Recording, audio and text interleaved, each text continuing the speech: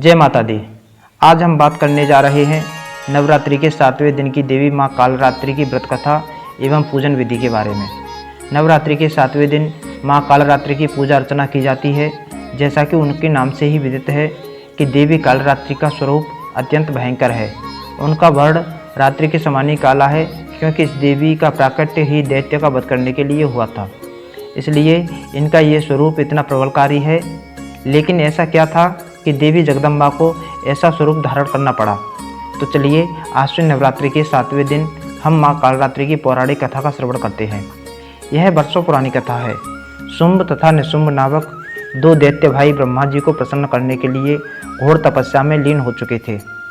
10,000 वर्षों तक जब ब्रह्मा जी प्रसन्न हुए तो इन दोनों भाइयों से वरदान मांगने के लिए कहा, तो उन्होंने भी महिषासुर जैसा ही वरदान मांगा। पहले तो इन्होंने अपने अमर होने की इच्छा जताई। जब ब्रह्मा जी ने यह वरदान अपने अधिकार क्षेत्र से बाहर होने की बात कही, तो उन दोनों ने यह वरदान मांगा कि वे किसी भी पुरुष के हाथों नहीं मारे जाएंगे। स्त्री को शक्तिहीन जानकर शुंभ तथा निशुंभ ने यह वरदान मांग लिया कि केवल स्त्री ही उनका सर्वनाश कर सकती है। वास्तव में उन्हें किसी भी स्त्री से किंचित मात्र भी भय नहीं था, लेकिन उनकी ये धारणा कुछ ही समय में गलत होने वाली थी। ब्रह्मा जी ने तुरंत ही उन्हें यह वरदान प्रदान कर दिया, जिसके फलस्वरूप उन्होंने तीनों लोकों में त्राही त्राही मचा दी। सभी देवताओं को स्वर्गलोक से बाहर फेंक दिया और दोनों भाइयों के आतंक से परेशान होकर सभी देवता देवी पार्वती माता की शरण में गए। उन्हें सारी परेशानी कह सुनाई।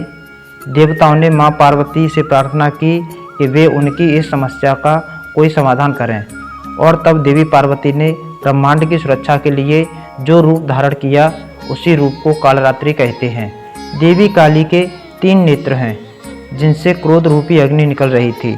जब शुंभ और निशुंभ को देवी कालरात्रि के प्रकट होने का समाचार मिला, तो उन्होंने सबसे पहले अपने 2 सेवकों चंड और मुंड को देवी से युद्ध करने के लिए भेजा। इन दोनों राक्षसों का देवी कालरात्रि के साथ बड़ा ही भयंकर युद्ध हुआ और अंत में वे दोनों ही देवी के हाथों मारे गए। तभी से देवी का एक अन्य नाम चामुंडा भी प्रसिद्ध हो गया। शुंभ और निशुंभ का एक अन्य सेवक था, जिसका नाम था रक्तबीज। यह कोई साधारण असुर नहीं था। इसे स्वयं भगवान शिव ने वरदान दिया था कि जब भी इसके शरीर से एक भी रक्त की बूंद जमीन पर गिरेगी, तो उसमें से असंख्य राक्षस उत्पन्न हो जाएंगे, जो कि रूप और शक्ति में इसके ही समान होंगे। अब देवी काली को रक्तबीज का सामना करना था। दोनों युद्ध भूमि में आमने सामने आ गए थे। जैसे ही देवी कालरात्रि ने रक्तबीज पर प्रहार किया, तो उसके शरीर से रक्त की धारा बहने लगी। जैसे ही वह रक्त की धारा भूमि पर जा गिरी, तो उसमें से असंख्य रक्तबीज उत्पन्न हो गए। इन असंख्य दैत्यों से युद्ध करने के लिए देवी ने अपने स्वरूप का भी विस्तार किया। जैसे ही कोई राक्षस युद्ध भूमि पर ढेर होता, तो उसके शरीर से असंख्य और राक्षस उत्पन्न हो जाते। अब देवताओं को डर लगने लगा था कि रक्तबीज को समाप्त करना असंभव है। लेकिन तभी देवी काली ने एक बड़ी ही विचित्र लीला रची। उन्होंने अपनी जिह्वा को करोड़ों योजन के क्षेत्रफल में विस्तारित कर दिया, और अब जैसे ही वह एक रक्तबीज का वध करती, तो उसका सारा रक्त भूमि पर गिरने से पहले ही उसे पी जाती। इस प्रकार युद्ध भूमि में उत्पन्न हुए सभी राक्षसों का वध करती गई और उनके रक्त को जमीन पर गिरने से पहले ही उसका पान करती रहीं। अब केवल वास्तविक रक्तबीज ही युद्ध भूमि में अकेला रह गया था। देवी काली ने उसका भी सिर धड़ से अलग कर दिया और उसके संपूर्ण रक्त को पी गई, और इस प्रकार रक्तबीज मारा गया। अब इसके पश्चात शुंभ तथा निशुंभ को देवी काली से युद्ध करने के लिए आना पड़ा। कई दिनों के भयंकर युद्ध के पश्चात देवी कालरात्रि ने इन दोनों का वध करके भौतिक जगत को राक्षसों के ताप से मुक्त कर दिया और देवताओं को पुनः स्वर्गलोक प्रदान किया। देवी काली का रूप बड़ा ही बीभत्स है। उनकी 4 भुजाएं और 3 नेत्र हैं। उनके ओठ लंबे हैं और कान कड़िका के पुष्पों के समान हैं। उनके केश फैले हुए हैं। उनका शरीर तेल से युक्त है और वे कांटों के समान आभूषण पहनती हैं। बाएं पैर में चमकती हुई लोहलता धारण करती हैं। उनकी सवारी गर्दभ अर्थात गधा है। उनके एक हाथ में तलवार और दूसरे हाथ में वज्र है। उनका तीसरा हाथ अभय मुद्रा में है और चौथा हाथ वर मुद्रा में। आश्विन नवरात्रि के 7वें दिन देवी कालरात्रि की पूजा अर्चना करने के लिए एक वेदी पर माता का विग्रह अथवा चित्र स्थापित कर सकते हैं और उन्हें कुमकुम तथा रोली लगा सकते हैं। माता की पूजा में केवल लाल रंग के पुष्प का ही प्रयोग किया जाता है। ऐसा कहा जाता है कि माता को नींबू की माला और गुड़हल के फूलों की माला ही पहना सकते हैं।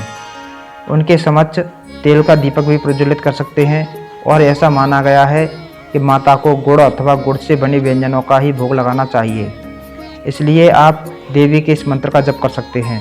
या देवी सर्वभूतेषु मां कालरात्रि रूपेण संस्थिता नमस्तस्यै नमस्तस्यै नमस्तस्यै नमो नमः। इस प्रकार आश्विन नवरात्रि के 7वें दिन आप माता कालरात्रि की पूजा उपासना भी कर सकते हैं।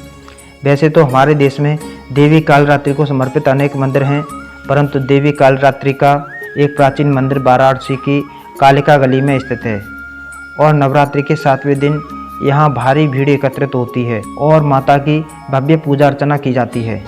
इस दिन माता के दर्शनों से सभी की मनोकामनाएं पूर्ण होती हैं, ऐसा स्थानीय लोगों का मानना है।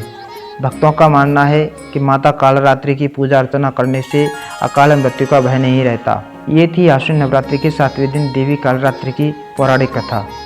ये कथा आपको कैसी लगी ये हमें नीचे कमेंट बॉक्स में लिखकर ज़रूर बताइए और अपने चैनल भक्ति सागर 105 को सब्सक्राइब कर लीजिए ताकि आने वाली सभी वीडियोज़ आप सरलता से देख पाएँ। तो चलिए देवी कालरात्रि से यही प्रार्थना करते हैं कि आप हमारे लिए अपने भक्ति का मार्ग प्रशस्त करें। जय माता दी।